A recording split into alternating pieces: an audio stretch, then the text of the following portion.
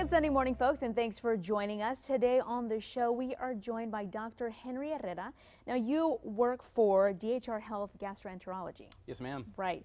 Now, tell us a little bit about what you do. Yeah, so I'm a gastroenterologist. So basically, I specialize in anything involving the GI tract. So that involves the esophagus, stomach, small intestine, large intestine, the liver, kidneys, the biliary tracts, and so basically any pathology or diseases that are part of these organs is what we specialize in. Definitely.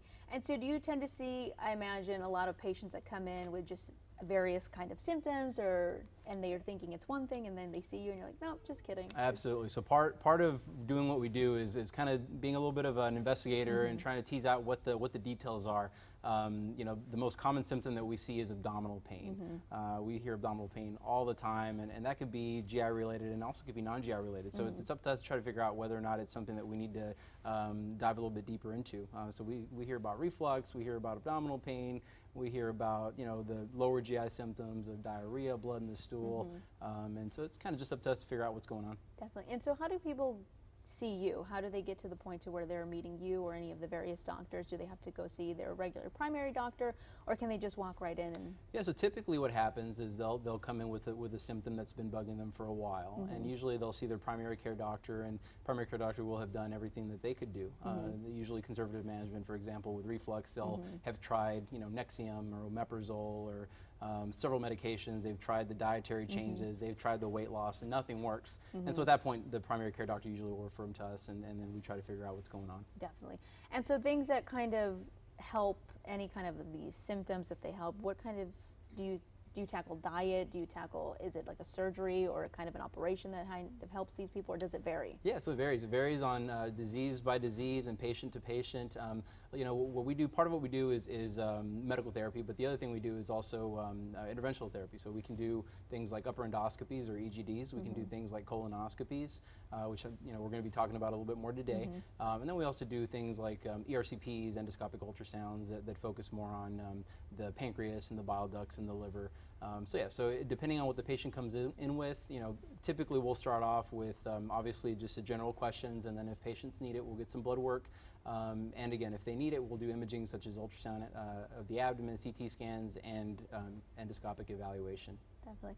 Now, any of these diseases that they may have, is it something that they're kind of just born with and throughout the years it just flares up, or is it something that maybe their diet or their habits that kind of cause? Yeah, so that also varies. There are certain disease states that patients are born with and may not manifest until later on in life. Since I'm an internist, and basically we deal with mainly adults, but there's a lot of diseases patients are born with, and then as they get older, they start manifesting some of these symptoms. But definitely, certain diseases are, you know, exacerbated or worsened a little bit by lifestyle habits, smoking, drinking, some dietary habits. Obviously, here in the Valley, we have certain habits that predispose us to certain diseases. So a lot of it is definitely things that we can change. So. Definitely. Now, I know we're going to speak about, March is Colorectal Awareness Month. Yes, absolutely. Now, you are going to be doing screenings, is that right? Absolutely. So this is a huge month for us. It's really important that patients know that colon cancer is it's a major killer, and not only is it a major killer, but it's also something that can be easily prevented.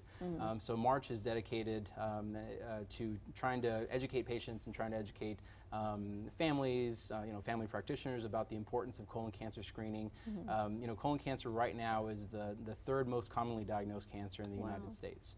Not only that, but when you combine males and females, it's the second most common cause of cancer death.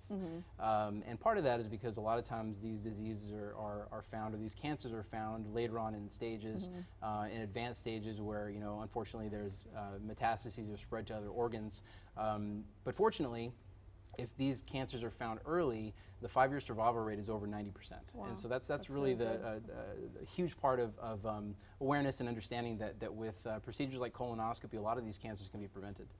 Definitely. Now, is this something, I know typically from what I've heard prior is that, about 50 years old is when you're going in, you're going to get your first colonoscopy. And is that typical 50 years of age? Yeah, so the average risk patient usually starts at 50. And so, what is average?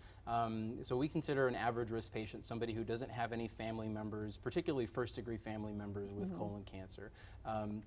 Patients who don't have certain disease states that predispose them to cancer, like inflammatory bowel disease, and that includes Crohn's and ulcerative colitis. And there's also certain genetic syndromes that are much more rare that, believe it or not, patients are at risk of up to 90 to 100% of the time will develop colon cancer. And so, you know, barring these disease states, if they don't have any of those risk factors, then they start at 50. Definitely. And this is something, of course, that you would kind of just discuss with your primary doctor as far as you go over your medical history, and they see no need for you to kind of go in earlier than it happens at 50. Right. So 50, say, okay, some people are watching right now, they're 50 years old, they're like, oh, I heard I have to do this thing. Now, what can they prepare themselves for to kind of, what can they expect? Sure. So Gabby, I'll tell you, one of the things that's the most painful to see is when somebody comes in, you know, kind of squeezing in at about 54, 55, and they say, you know, I've been thinking about getting a colonoscopy for the past 5 years. My PCP's been kind of bugging me to do it, and I just have been putting it off because of I don't want to take the laxative, and I don't want to not eat for a day. It hurts whenever they finally do get their colonoscopy. We go in there, and unfortunately, we'll find something that potentially could have been prevented 5 years earlier. Right. And so, you know, what to expect. Typically, we'll come in, and when I you know, when I see somebody on first initial visit, we'll discuss what are their medical problems they have, whether they are considered an average risk patient. We'll talk about their family history, we'll talk about their personal history, and ask about any other medical problems, you know, heart disease, lung disease, and all these things play into you know, how we do these procedures, how we sedate patients. But once we decide that the patient is a good candidate for colonoscopy, we decide to go through with it, what we do is we send them a laxative and give them instructions. So the day before the procedure, patients are supposed to be on a clear liquid diet the entire day. And trust me, I'll know. We see seeds, we see all sorts of things during our colonoscopy, so it's important that they be on a clear liquid diet the whole day. And that just helps us evaluate the colon much more clearly.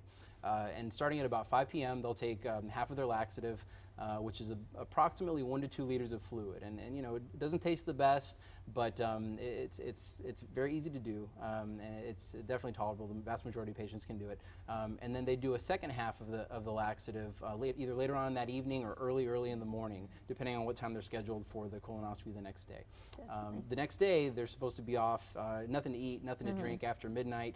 And then again, just depending on what time they do the procedure, we'll get it done. Typically, these procedures take anywhere between about, let's say, about 10 to 20 minutes, depending on what we find. If it's you know, totally normal colonoscopy, the procedure will be a little bit faster. But the patients they should expect to be at our facility about 2 to 3 hours. They should come with somebody because they're not going to be able to drive. They're going to be sedated. Right. So you know, after the procedure, we always recommend that they have somebody with them so that they can drive them home. Definitely. All right, so this month you are doing screenings. Now, where can people go for more information, or if they're ready to kind of take that step to kind of protect their health, where can they go to get some more information? Yeah, so first thing first, you know, your primary care doctor is a main point of contact. Please contact your primary care doctor if you're almost 50, or if you are 50, or if you're a little bit over 50 and you've been trying to get this colonoscopy done, they'll refer you over to us. You could also contact our phone number 362-3636 and ask for an appointment with us, and we'd be happy to see you.